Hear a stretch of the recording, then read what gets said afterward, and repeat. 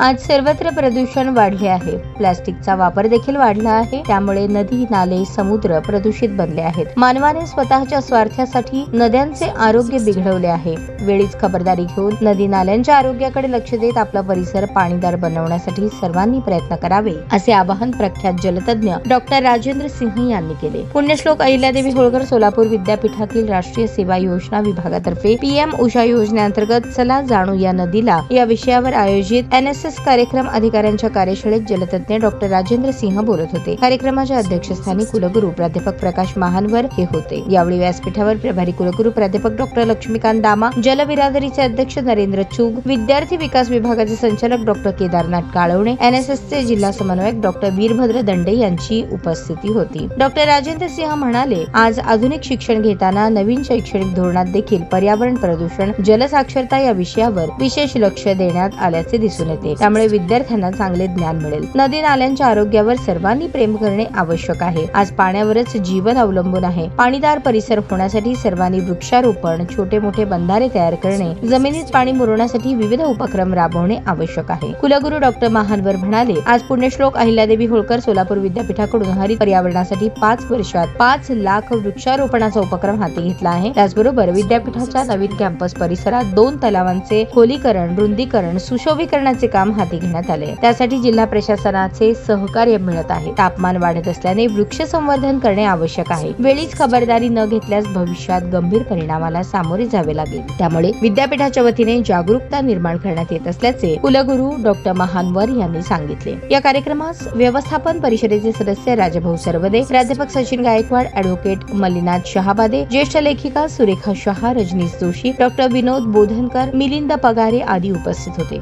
कार्यक्रमाचे सूत्रसंचालन प्राध्यापक ममता बोल्ली यांनी केले, तर आभार डॉक्टर वीरभद्र दंडे यांनी मानले। ताज्या बातम्या पाहण्यासाठी प्राईम महाराष्ट्र न्यूज चॅनलला सबस्क्राईब करा।